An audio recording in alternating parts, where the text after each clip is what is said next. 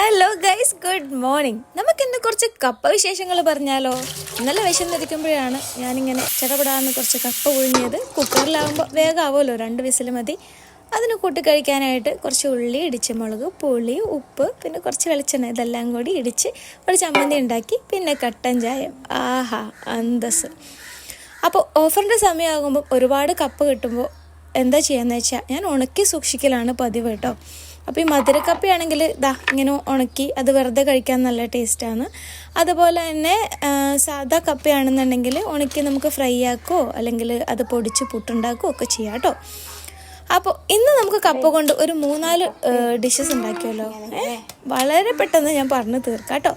അപ്പോൾ ആദ്യം നമ്മൾ കപ്പകളെല്ലാം ഇങ്ങനെ നുറുക്കി കൊത്തി 2 വിസിൽ മതി കുക്കറിലാണെങ്കിൽ കേട്ടോ. അത് കഴിഞ്ഞതാ ഇതുപോലെ വെള്ളം കളഞ്ഞ് വാർത്ത് വയ്ക്കുക. ആദ്യത്തെ ഡിഷ് ഉണ്ടാക്കാനായിട്ട് നമുക്ക് ആവശ്യം മത്തി അല്ലെങ്കിൽ വേറെ ഏത് മീനാണെങ്കിലും മതി.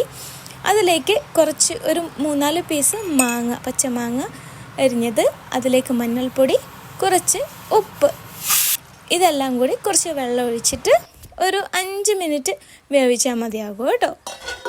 അപ്പോൾ നമ്മളത് മൂടി വെച്ച് 5 മിനിറ്റ് കഴിഞ്ഞപ്പോഴേക്കും വെന്ത് വന്നിട്ടുണ്ട്. അതൊന്ന് ആറി കഴിയുമ്പോഴേക്കും ഇതുപോലെ അതിൻ്റെ വാരി പിടിച്ച് 2 തട്ട്. അപ്പോൾ ആ മുള്ള് മാറ്റി, അത് മാത്രം മതി കേട്ടോ, മുള്ള് മാറ്റി വെക്കണം. അതിനുശേഷം ഇതിലേക്ക് അരപ്പിനായിട്ട് കുറച്ച് തേങ്ങ, ഉള്ളി, പച്ചമുളക്, മഞ്ഞൾപ്പൊടി ഇത്രയും എടുത്ത് കുറച്ച് വെള്ളവും കൂടി ഒഴിച്ചിട്ട് നന്നായിട്ട് അത് അരച്ചെടുക്കണം. ഓക്കെ, അപ്പോൾ അത് നല്ലപോലെ അരച്ചെടുത്ത് കഴിഞ്ഞ് അപ്പോൾ നമ്മൾ കപ്പ വേവിച്ചതുണ്ടല്ലോ അത് 3 പോർഷനാക്കി എടുക്കുക. കാരണം നമുക്ക് 3 ഡിഷസാണ് നമ്മളിന്ന് ഉണ്ടാക്കാൻ പോകുന്നത്. അപ്പോൾ കപ്പ എടുത്ത് നമ്മൾ ആ മീനിലേക്ക് ഇട്ടു, പിന്നെ അരപ്പും ഒഴിച്ചു കൊടുക്കുക. അപ്പോൾ ആ മിക്സിയിലുള്ള ബാക്കി അരപ്പ് കുറച്ച് വെള്ളവും കൂടി ചേർത്ത് ഞാൻ ഒഴിച്ചു കൊടുത്തിട്ടുണ്ട്. അത് നന്നായിട്ട് മിക്സ് ചെയ്തിട്ട് നമ്മൾ എന്ത് ചെയ്യും, തീ ഓൺ ചെയ്യും. അതൊന്ന് തിളച്ച് വരണം. തിളച്ച് ആ പച്ചമണമൊക്കെ അങ്ങ് മാറി വരുമ്പോഴേക്കും നമുക്ക് വെളിച്ചെണ്ണയിലേക്ക് കുറച്ച് കറിവേപ്പില താളിച്ചൊഴിക്കാം. അങ്ങനെ നമ്മുടെ ആദ്യത്തെ ഡിഷ് ഇവിടെ റെഡി ആയിരിക്കുകയാണ്. എന്ത് പെട്ടെന്നാണ് അല്ലേ. ഇനി നമുക്ക് അടുത്ത ഡിഷിലേക്ക് പോകാം. അതിനായിട്ട് കുറച്ച് ഉള്ളി, ഇടിച്ച മുളക് അത്രയും മിക്സിയിലിട്ടിട്ട് ഒന്ന് ക്രഷ് ചെയ്തെടുക്കാം. ഒരു ചട്ടി എടുക്കുക, വെളിച്ചെണ്ണ ഒഴിക്കുക, കടുക് ഇടുക, കറിവേപ്പില ഇടുക, പിന്നെ നമ്മൾ ചതച്ച് വെച്ച ഉള്ളിയും മുളകും എടുക്കുക. അത് നന്നായിട്ട് മൂപ്പിച്ചെടുക്കുക. ഒരു 2 മിനിറ്റ് കഴിയുമ്പോഴത്തേക്കും നല്ല മണം വരും. അതിലേക്ക് കപ്പ ചേർക്കുക, നന്നായിട്ട് മിക്സ് ചെയ്യുക. ഉപ്പ് ആവശ്യമാണെന്നുണ്ടെങ്കിൽ നോക്കിയിട്ട് ഇട്ട് കൊടുക്കുക.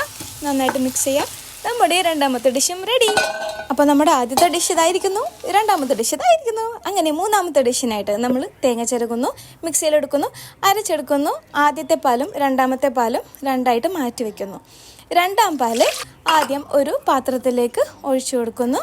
അത് കഴിഞ്ഞ് നമ്മുടെ 3ാമത്തെ പോർഷൻ കപ്പ അത് അതിലേക്ക് ഇട്ട് കൊടുത്തിട്ട് നന്നായിട്ടൊന്ന് ഉടച്ചു കൊടുക്കുക. കുറച്ച് നേരം ആയതുകൊണ്ട് തന്നെ കപ്പ കുറച്ചൊന്ന് ഹാർഡായിട്ടുണ്ട്. അത് പെട്ടെന്നൊന്നും ഉടഞ്ഞു വരില്ല, ഒന്ന് ചൂടാവട്ടെ കേട്ടോ. അങ്ങനെ നമ്മൾ ഗ്യാസ് ഓൺ ചെയ്ത് കൊടുക്കുന്നു. അതിലേക്ക് ഒരു നുള്ള് ഉപ്പിട്ട് കൊടുക്കണം. അത് കഴിഞ്ഞ് പഞ്ചസാരയും ഏലക്കയും ശർക്കര ഉണ്ടെങ്കിൽ അതും ഇട്ട് കൊടുക്കാം, ഓപ്ഷനബിളാണ്. അത് ഏതാണ് നിങ്ങൾക്ക് ഓപ്ഷൻ വേണ്ടത് അത് അതുപോലെ ഇട്ടാൽ മതി. അങ്ങനെ അത് നന്നായിട്ട് ഇളക്കി കൊടുക്കുക. അതൊന്ന് ഉടച്ച് കൊടുക്കണം ഇടയ്ക്ക് കേട്ടോ. പിന്നെ അതൊന്ന് നന്നായിട്ട് ഇങ്ങനെ വറ്റി വരുമ്പോഴേക്കും നമുക്ക് താളിക്കാം. അപ്പോൾ അതിന് കുറച്ച് 6 kg ഉള്ളി അരിഞ്ഞതാണ് അതിലേക്ക് ഇട്ട് കൊടുക്കുന്നത്. ഉള്ളി നന്നായിട്ട് ബ്രൗൺ കളറായി വരുമ്പം കാഷ്യൂനട്ട് ഇട്ട് കൊടുക്കുക.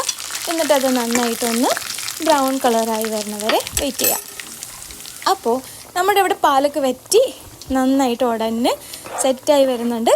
ഇതിലേക്ക് നമുക്ക് 1ാം പാല് ഒഴിച്ചു കൊടുക്കണം. 1ാം പാൽ ഒഴിച്ചിട്ട് പിന്നെ ഒരുപാട് തിളപ്പിക്കാൻ ഒന്നും വേണ്ട.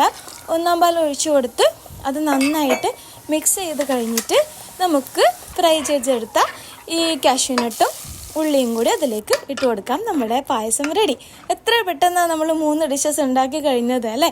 ഇനി നമുക്കിത് സർവിങ് പ്ലേറ്റിലേക്ക് മാറ്റാം. നോക്ക് എങ്ങനെയുണ്ട്, നിങ്ങൾക്ക് ഇഷ്ടമായോ? ഇതിലേതെങ്കിലും ഡിഷ് നിങ്ങൾ ഉണ്ടാക്കിയിട്ടുണ്ടോ, കഴിച്ച് നോക്കിയിട്ടുണ്ടോ എന്നൊക്കെ കമൻറ്റ് ചെയ്യണം കേട്ടോ. അപ്പോൾ എല്ലാവർക്കും നല്ല ദിവസം ആശംസിക്കുന്നു. Have a good day, take care. അപ്പോൾ ഇതൊക്കെ ഉണ്ടാക്കി നോക്കിയിട്ട് കമൻറ്റ് ചെയ്യാൻ മറക്കല്ലേ കേട്ടോ. Have a good day, by.